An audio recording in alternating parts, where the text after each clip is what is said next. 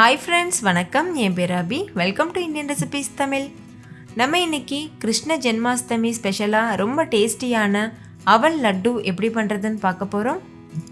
இதை நான் இன்னைக்கு வெல்லம் கூட சேர்த்து செஞ்சுருக்கேன். இது ரொம்ப டேஸ்டியான ஒரு ரெசிபி மட்டும் இல்லை, ரொம்பவே ஹெல்த்தியான ஒரு ஸ்வீட்டும் கூட. அவல் லட்டு சக்கரை சேர்த்து பண்ணுறதை விட வெல்லம் சேர்த்து பண்ணும்போது டேஸ்ட் ரொம்பவே பக்காவாக இருக்கும். கண்டிப்பாக நீங்கள் உங்கள் வீட்டில் இந்த ரெசிபியை ட்ரை பண்ணி பாருங்கள், எல்லோரும் விரும்பி சாப்பிடுவாங்க. லேட் பண்ணாமல் நம்ம வீடியோக்குள்ளே போயிடலாம். ஃபஸ்ட்டு இந்த ரெசிபி பண்ணுறதுக்கு ஒரு கடாய் சூடுபடுத்திட்டு அதில் 1 கப் அளவு அவல் சேர்த்துட்டு நல்லா இதை வறுத்துக்கோங்க. நீங்கள் எந்த கப்பில் அவல் எடுக்கிறீங்களோ மற்ற எல்லா இன்க்ரீடியண்ட்டும் அதே கப்பில் அளந்துக்கோங்க. லோ ஃப்ளேம்லேயே வச்சுட்டு வறுத்துக்கோங்க. இது நல்லா கிறிஸ்பியாக வரது வரைக்கும் வறுக்கணும். 3 நிமிஷம் வறுத்தாலே போதும், இது நல்லா முறுமுறுப்பாயிரும். வறுத்ததுக்கு அப்புறமா ஒரு பிளேட்டில் கொட்டிட்டு இதை நல்லா ஆற வச்சுருங்க. ஆறுனதுக்கு அப்புறமா நம்ம இதை அரைக்கணும். அதே கடாயில் 2 டீஸ்பூன் அளவுக்கு நெய் இல்லைனா எண்ணெய் சேர்த்துக்கோங்க. நான் நெய் சேர்த்துருக்கேன். நெய் சூடானதுக்கு அப்புறமா 1/4 கப் அளவு துருவின தேங்காய் சேர்த்துக்கோங்க. இது நல்லா பொன்னிறமாக வரது வரைக்கும் நம்ம இதை வறுத்துக்கணும். நம்ம எந்த கப்பில் அவல் எடுத்தோமோ அதே கப்பில் தேங்காய் துருவல் அளந்து எடுத்துக்கோங்க. லோ ஃப்ளேம்லேயே வச்சுட்டு வறுத்துக்கோங்க.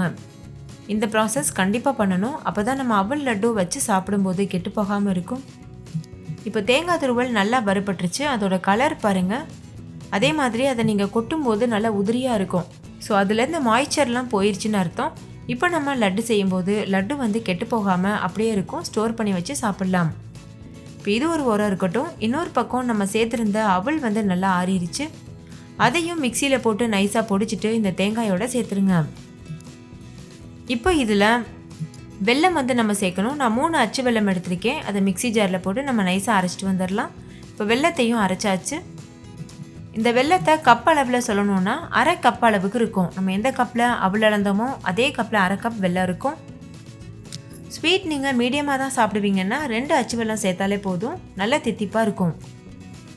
இப்போ அரைச்ச வெல்லத்தையும் இது கூட சேர்த்துட்டு ஒரு சின்ன தடுக்கா பேனில் 2 டீஸ்பூன் அளவு நெய் சேர்த்துட்டு ஒரு கைப்பிடி அளவு முந்திரி சேர்த்து பொன்னிறம் வரது வரைக்கும் வறுத்துக்கோங்க.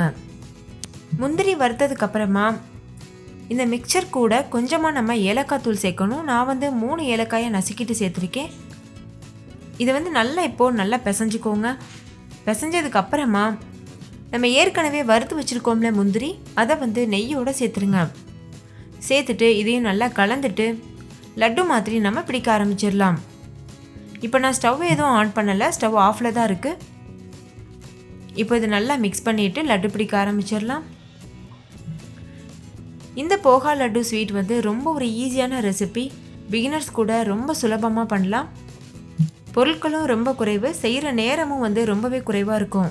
ஆனால் டேஸ்ட் பார்த்திங்கன்னா வாயில் வச்சதும் அப்படியே அந்த லட்டு கரைஞ்சி போயிடும், அந்தளவுக்கு சுவையாக இருக்கும். இப்போ பாருங்கள், நம்ம லட்டு போல் உருட்டி எடுத்தாச்சு. இதே போல் மீத இருக்க எல்லா லட்டு மாவுலையும் லட்டு பிடிச்சு வச்சிடலாம்.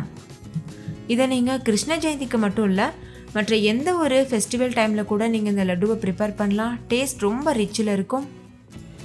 அதே மாதிரி சீக்கிரம் ஏதாவது பிரசாதம் பண்ணணும்னு இருந்ததுன்னா இந்த ரெசிபியை நீங்கள் சூஸ் பண்ணலாம். ஓகே ஃப்ரெண்ட்ஸ், இந்த லட்டு ரெசிபி உங்கள் எல்லாருக்கும் ரொம்ப பிடிச்சிருக்கும்னு நம்புகிறேன். பிடிச்சிருந்தால் லைக் பண்ணுங்கள். நீங்களும் உங்கள் வீட்டில் ட்ரை பண்ணிவிட்டு எப்படி இருந்ததுன்னு கமெண்ட்லையும் கூட ஷேர் பண்ண மறந்துடாதீங்க. வீடியோ பிடிச்சிருந்தால் லைக் பண்ணுங்கள், உங்கள் ஃப்ரெண்ட்ஸ் கூட ஷேர் பண்ணுங்கள். நம்ம சேனல் இந்தியன் ரெசிபீஸ் தமிழை சப்ஸ்கிரைப் பண்ணுங்கள். தேங்க்யூ, பாய்.